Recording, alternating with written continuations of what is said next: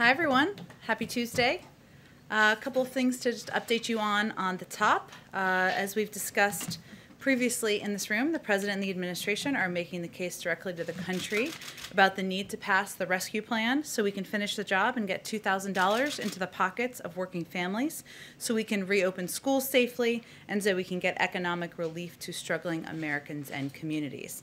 As part of that work, the President, the Vice President, and Treasury Secretary Yellen will meet this afternoon with business leaders to discuss the vital role that the American Rescue Plan will play in saving our economy and getting Americans back to work. Private sector leaders understand how important it is, and we've seen calls from across the political spectrum, from leading business groups to labor and progressive lawmakers, for Congress to act quickly in getting additional economic relief out the door. These calls have been echoed by leading experts and economists who have praised the plan, including top economic advisors to the last four presidents, both Democrat and Republican. And analysis after analysis has shown that the economic cost of inaction would be incredibly painful for the American people, something we saw last Friday with the latest month of weak job numbers. But they also know that we have a way to help workers and get our economy back by passing the rescue plan. So a couple of pieces of economic data you all may have seen. A CBO projection last week found that it would take the economy 4 years to bounce back and return to full employment without the rescue plan. Studies by the Brookings Institution and Moody's Analytics found that the economy could recover from the pandemic and return to full employment by the beginning of next year if the rescue plan is enacted. Moody's also found that passing the rescue plan would double economic growth, returning the economy to full employment a full year faster. A couple of other updates from our COVID team. You may have also seen this. Jeff Zients, the COVID coordinator, made a few announcements earlier this afternoon. Today, we announced the launch of our Federal Quality Health Centers, FQHC, vaccination program. Community health centers provide primary care services in underserved areas, reaching almost 30 million people. Under this new program, we will begin directly sending vaccine supply to community health centers, enabling them to vaccinate more of the people they serve, alongside other efforts like mobile health units and community vaccination centers.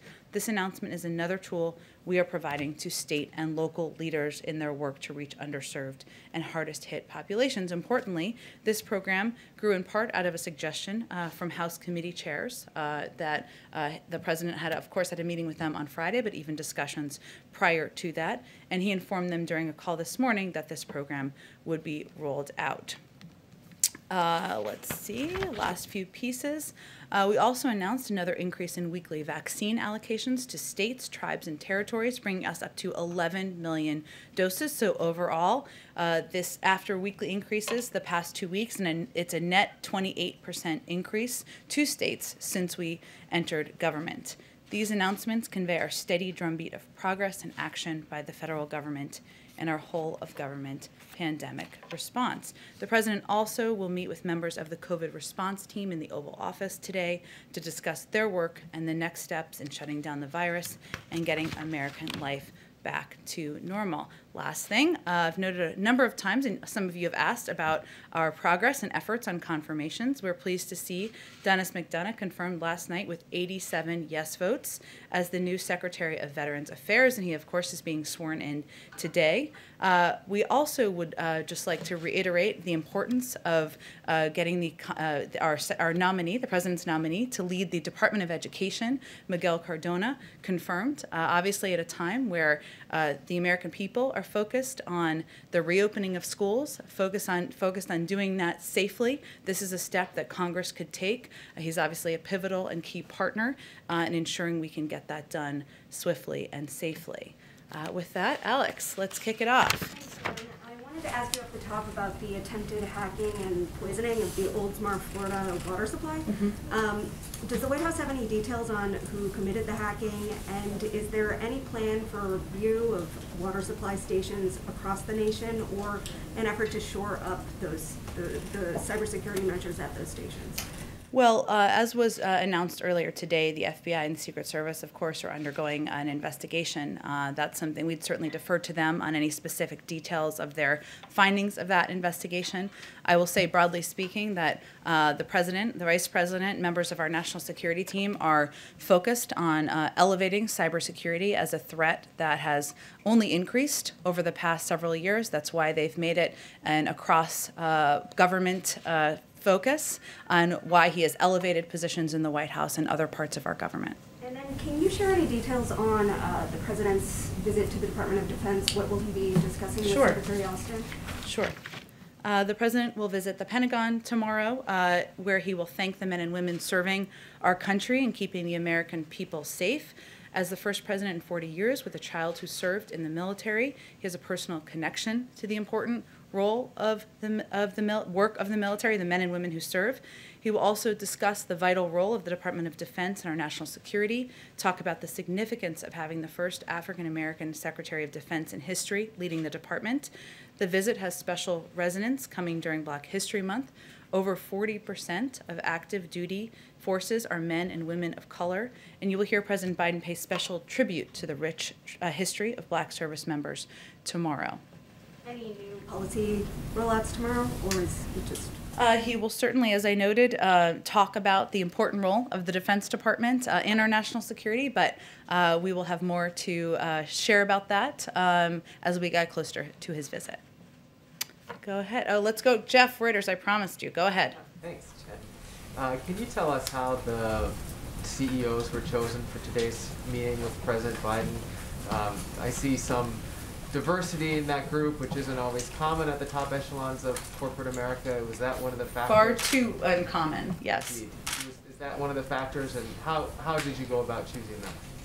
Well, first I would expect that this is the first of many engagements the President will have directly with leaders from the business community, and this was an opportunity to speak directly with some who are major employers in the country, some who are leading the Business Roundtable or other organizational kind of business groups where they speak to many business leaders across the country. So this was an opportunity to have a smaller meeting. It's only about half a dozen, as you know, and discussion about the American Rescue Plan, how it will impact workers and American families, and how they can work together to get people back on their feet. Specifically, Walmart and JP Morgan, what is the President's ask of those types of companies for this? I wouldn't look at it through that prism, Jeff. I would look at it as a conversation with leaders who have, Walmart is, of course, one of the biggest employers in the country and states across the country. Obviously, Jamie Dimon is somebody who has been in the business sector for many, many years. So it's more of a discussion about the country and the economic downturn that we've gone through. The President wants to lay out all of the specifics of his plan, hear feedback from them, as he has with many different groups over the past couple of weeks. Just one other econ-related question. Did the White House ask OMB Director nominee Neera Tanden to apologize to Republicans in her testimony this morning, and how confident are you about that nomination now? Well, the President wouldn't nominate anyone he wasn't confident could get confirmed and didn't deserve the consideration and confirmation of Senate Democrats and Republicans. We certainly did not ask her to make any specific comments in her testimony today. Go ahead, Kristen. Thank you, Jen. A couple of questions on the impeachment and then the COVID package that President Biden is proposing. First, on impeachment. Today there's going to be a debate over the constitutionality of the process, whether it's constitutional to try to remove from office a former president. Does President Biden have any concerns that this trial could set a dangerous precedent for the institution of the presidency? Well, President Biden, we put out a statement following the conclusion of the House vote just a couple of weeks ago, and he made clear in that statement that he felt the process should proceed as history, and many laws predetermine, and he is going to wait for the Senate to determine the outcome of this. But his view is that his role should be currently focused on addressing the needs of the American people, putting people back to work, addressing the pandemic. Does he see it as constitutional? I don't think that's for me or us to opine on. Obviously, he said that the process should proceed, and it's doing exactly that. And let Let me ask you, as millions of people tune in to watch this trial, presumably throughout the week, they're going to see the former president's lawyers argue, based on the briefs that they have filed, that some Democrats have used incendiary rhetoric. They are going to point to Representative Maxine Waters, for example, who in 2018 called on supporters at a rally to confront and at one point harassed Trump officials over their support of the child separation policy, the zero tolerance policy. That's something that Cedric Richmond said she had a constitutional right to express those views. So how does the White House view that as any different?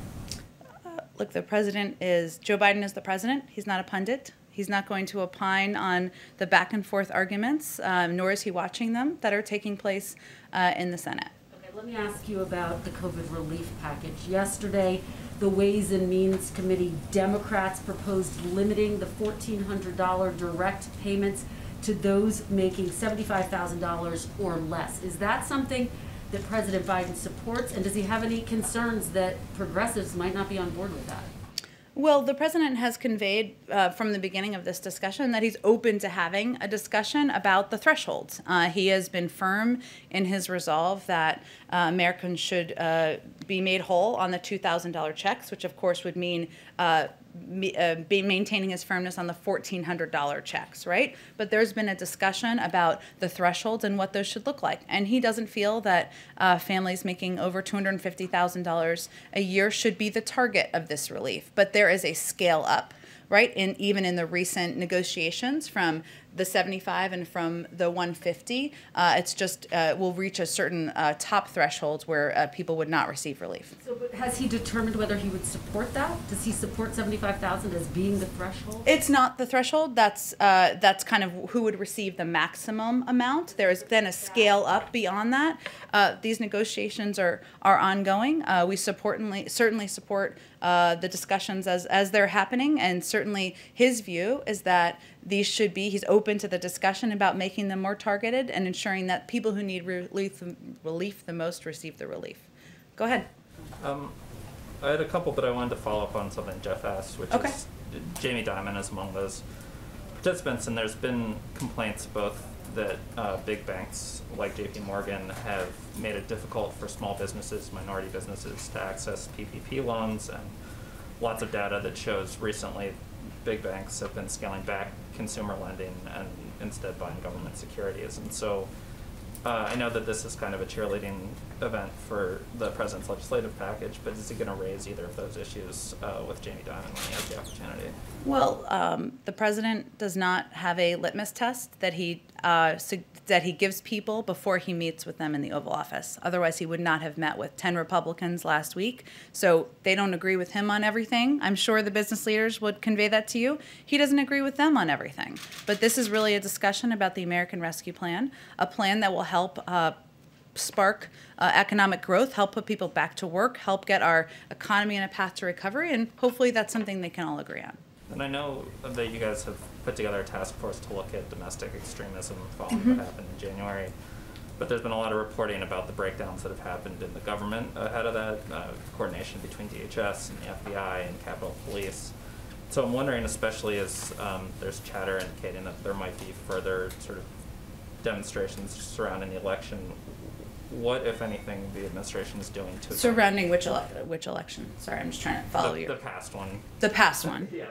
Okay. There's been online chatter that there's going to be another demonstration in March here in Washington.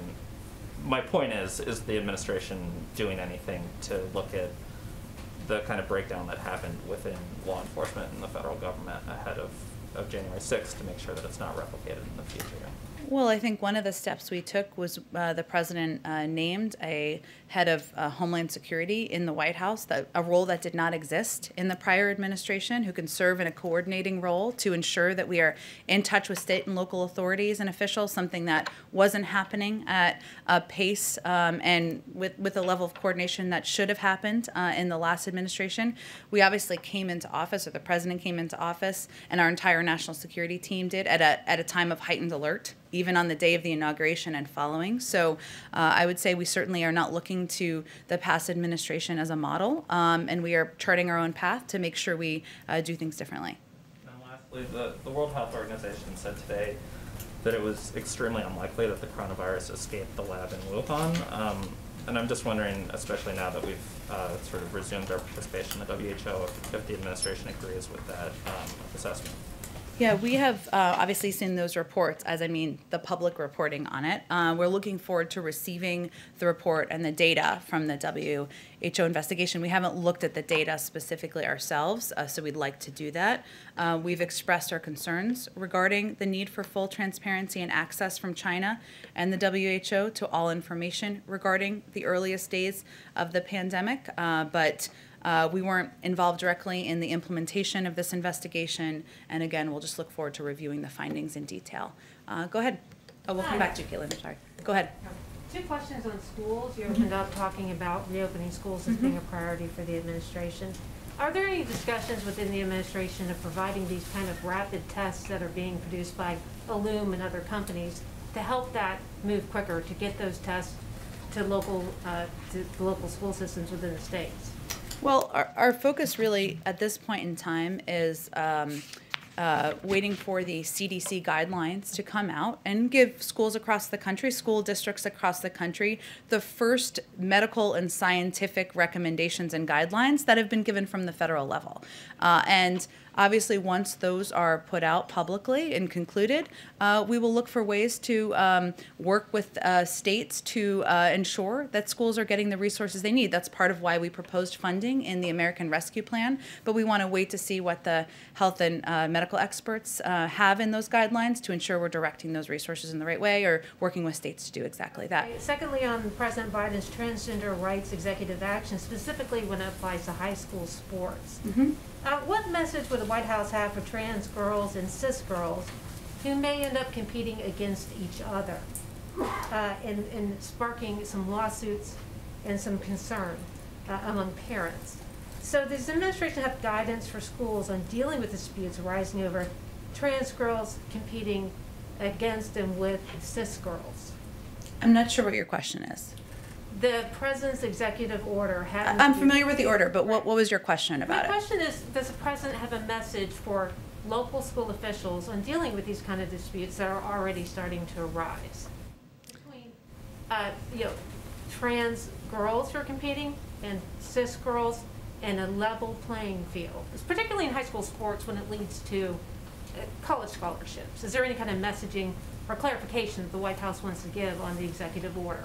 I would just say that the president's belief is that trans rights are human rights, and that's why he signed that executive order. And in terms of the determinations by universities and colleges, I would certainly defer to them. Go ahead. Oh, sorry, Caitlin, go ahead. Go ahead, and then we go to the back. Go ahead. It's okay, I don't mind when you call me. I have 3 quick questions. One, on what Democrats have put forward with these stimulus checks. It's not changing the income cap. So instead of limiting it from the $75,000 to get the full $1,400, that's staying where it is. President Biden had said he was open to targeting that. So did he sign off on what the Democrats have now put forward? You mean where the cap stops, or where the threshold stops at the top? Where the cap stops for the full $1,400. Right now it's $75,000 as opposed to $50,000 or what others like Joe Manchin had proposed. So did he sign off on the latest proposal from them yesterday? Well, his proposal was originally 75, right, and 150. And he's open to targeting, which it still will be targeted, because it's about the question of what the threshold goes up to, right? Because prior, in earlier proposals, it had a higher threshold where it went up to a higher income level for families where they would get some version of a check, not the $1,400, right, but a smaller version. So he's fine with not bringing down that cap at the $75,000 to a $50,000 like others. He supports that. Where the status of the negotiations is at this point, yes, of the $75,000. Okay. My second question is, we had the acting attorney general ask all of the Trump-appointed U.S. attorneys to resign from their post, with the exception of 2, the one overseeing the beginnings of the Russia probe and the one overseeing Hunter Biden's tax probe. Can you comment on that? As you know, this has been commonplace among previous administrations, and we look forward to working with the Senate to swiftly fill these openings in the coming weeks. The president has also made clear that he wants to restore the independence of the Department of Justice and to ensure it remains free of any undue political influence. That will be helped when our Attorney General is, of course, confirmed. But the decision to leave 2 U.S. attorneys in their roles is a reflection of that commitment. Okay, so he had no conversations with the acting Attorney General about the 2 who remained in their post? In what way? You mean who would leave? President Biden didn't have any did he have any conversations with the acting Attorney General about leaving the U.S. Attorney in Delaware and Connecticut in their post? These were decisions that were made in order to fulfill his promise of maintaining independence and ensuring that he sent that message in every action that was taken. Okay, and my last question, I know you said the president is not a pundit. I think we all agree with that, understand that, but he is the first president to be in office and have a former president, his predecessor, go and face an impeachment trial just down the street. So how can he not weigh in on whether or not it's constitutional, given he is the current office holder? And the questions of what precedent this sets and whether or not he agrees that it's constitutional. Well, again, this is obviously a big story in the country. No one's denying that here, and there's certainly going to be a lot of attention and focus on it. But our focus and the president's focus is on putting people back to work, getting the pandemic under control, and that means we're not going to weigh in on every question about the impeachment trial, and we don't feel it's necessary or our role to do that. Go ahead. Couple topics, I'll get through them quick. The CBO is projecting that raising the federal minimum wage to $15 an hour would lift 900,000 people out of poverty, but it would cost 1.4 million jobs. That is a difference of 500,000 people. What happens to them? Well, I would also say that in the CBO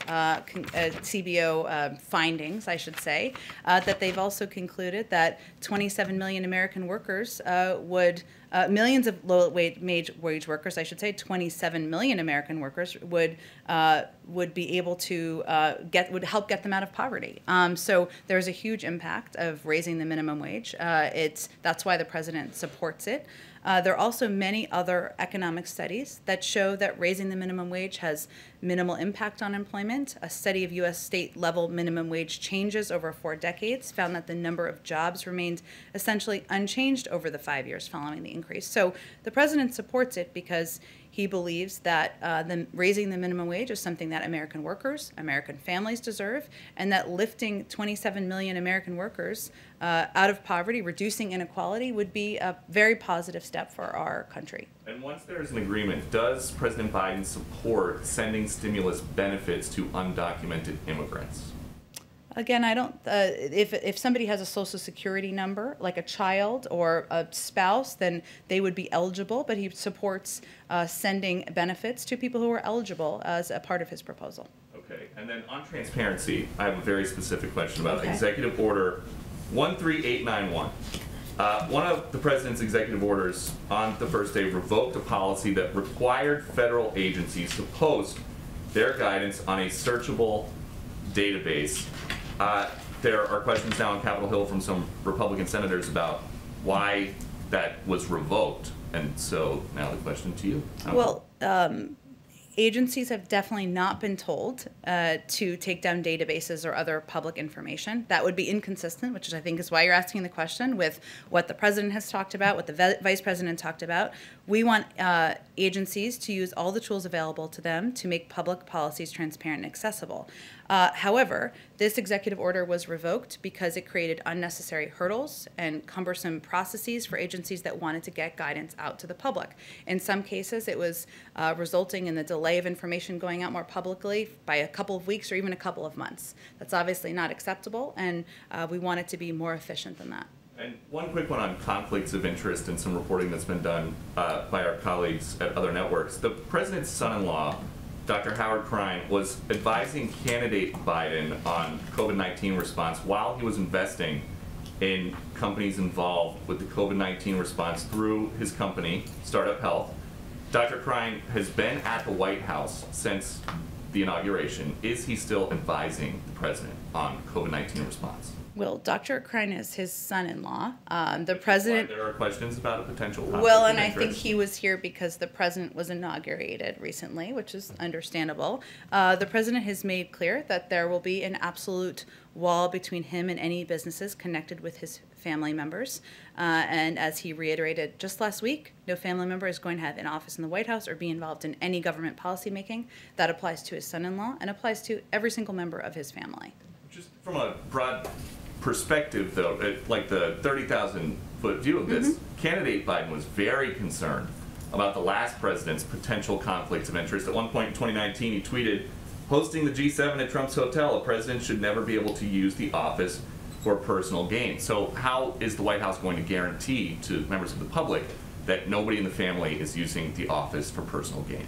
We've put in place stringent policies in order to ensure that it is not being used for personal gain. There's not a single member of the family who is employed at the White House, will have an office in the White House, or will benefit financially. And those are strict ethics requirements that have been put in place and the president has approved. Go ahead. Thank you. Two questions, if I might. One, on the president's stimulus package, you've been arguing consistently that his goal of unity doesn't mean creating a one party, right? And you also point out that there are polls supporting what he's trying to get out there. But what is his bottom line for showing that he has really tried for unity? Would there be one Republican senator would be enough? Would 0 be enough? Like, would he be happy if no Republican senators support his bill? I guess that's what it boils down to. Well, the president is certainly hopeful that the process that's underway now, the markups that are happening in the House, the markups that will then proceed in the Senate, will provide an opportunity for Republicans, Democrats of all different political stripes, to put their ideas forward and have those ideas considered.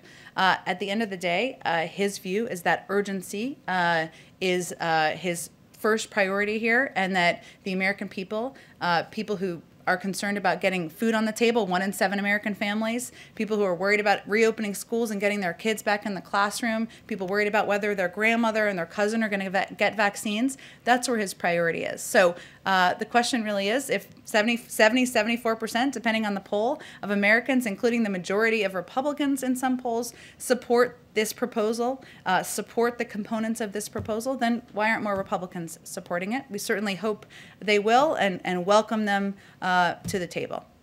Go ahead in the back. I did have one other small Sure. one, if you don't mind. This is literally a housekeeping question. Okay. People keep saying Literally housekeeping. housekeeping. Yeah, this is Okay. actually housekeeping. Okay. You're probably going to say it's I'm very interested to hear what this is, but go You're ahead. going to say it's the airplane question today, but I certainly am not. I've learned my lesson on that it's one. not the airplane, I promise you, but it's closer to the ground. President Trump, former President Trump, he broke tradition by not having his predecessor have a portrait hanged up here. That, as far as I understand, that was something that was considered totally the normal thing to do. Will President Biden be inviting his predecessor to hang up a portrait somewhere? And will he get the Obamas back in to finally get their ceremony? I have no portrait revealings or portrait plans or portrait events to preview for you, but I have not been given any indication that we would break with tradition in that regard. Go ahead. Thank you, ma'am. This is distinctly not an impeachment question, but... Okay. It can be an impeachment question. You can ask whatever you want. Go ahead. Thank you. Does the president believe that former President Trump engaged in insurrection as described in Section 3 of the 14th Amendment? The president has put out multiple statements conveying that what the president did and his words and his actions were, and of course the events of January 6th, were a threat to our democracy. But he ran against him because he was concerned that former President Trump was unfit for office, in part because of his past history of invoking violence around the country. So President Trump is not here because, former President Trump is not here because President Biden defeated him. More of the American people voted for him. And now his focus is on delivering on his promises to the American people. On an unrelated note, where does the president stand on an effort in California to recall Gavin Newsom? I have not spoken with the president about the recall, I should say, or the efforts to recall former Governor Newsom. Obviously, he is somebody who he has been engaged with in the past. They have a range of issues they have common agreement on, from the need to address climate change, to put people back to work, to address the COVID crisis. We remain closely engaged with him in his office. Go ahead. Thank you, ma'am. I've got a quick personnel question and then 2 follow-ups. About a year ago in March, President Biden said that Beto O'Rourke would be helping him when it came to his push for gun control. Does Mr. O'Rourke have any official role here at the White House, or has the president discussed anyone with him? He doesn't have any official role. Obviously, the president spoke that back then during the campaign, and I know still has admiration for the role that Beto O'Rourke played in elevating the issue of gun violence and the need for gun safety measures, but I don't have any personnel announcements to make. And then you talked about hopes for transparency from China, and you talked about the need to get that data from the World Health Organization. Earlier in the pandemic, April and May, there was a lot of criticism that the World Health Organization was praising China for its transparency at a moment when China certainly wasn't. Are there any type of reforms now that the United States has rejoined that President Biden would like to see from the World Health Organization? Well, one of the reasons, of course, that we want to take a look at the data ourselves is because we were not involved in the planning and implementation of the investigation. We also feel, of course, we rejoined the World Health Organization, but that it's imperative that we have our own team of experts on the ground in our embassy in Beijing and otherwise to make sure we have eyes and ears on the ground. But I don't have any more reforms or anything to announce for you at this point in time. And then back to the CBO report that Peter was asking a second ago. Yep. Is there a specific plan for anyone who would lose their job if the minimum wage is increased, or is it just a hope that CBO is wrong about those numbers? Well, remember that the plan, the American Rescue Plan, why there was a score of any component of it, would put millions of people to work. And that is also something that outside economists and many studies have shown. And so our whole objective here is to make sure, make sure we are getting people the assistance they need, make sure we are putting vaccines in the arms of Americans, and make sure we are, reopening schools. And let me just remedy something I just said. The president is going to roll out a Build Back Better agenda, a jobs package, in the coming weeks. Part of his objective is combined with this package to make sure we are not only addressing the pandemic, but we are also reinvigorating the economy. So his goal with all of these plans is to work with Congress to put people back to work. And the minimum wage, increasing the minimum wage, is a way to ensure that workers are pulled out of poverty, that millions of workers who are doing honest work and making an honest living are not living on the poverty line. He thinks that's right, and that's something that should happen. But he has had no shortage of proposals to put people back to work, and part of the reason this was scored is because he's starting to put proposals for it. Go ahead, Hans. Just two questions. One, the first one, a pool question from a colleague in Canada, and that is that Canada's announced that it will require COVID negative tests for anyone crossing the land border into the United States. Does the U.S. plan to reciprocate?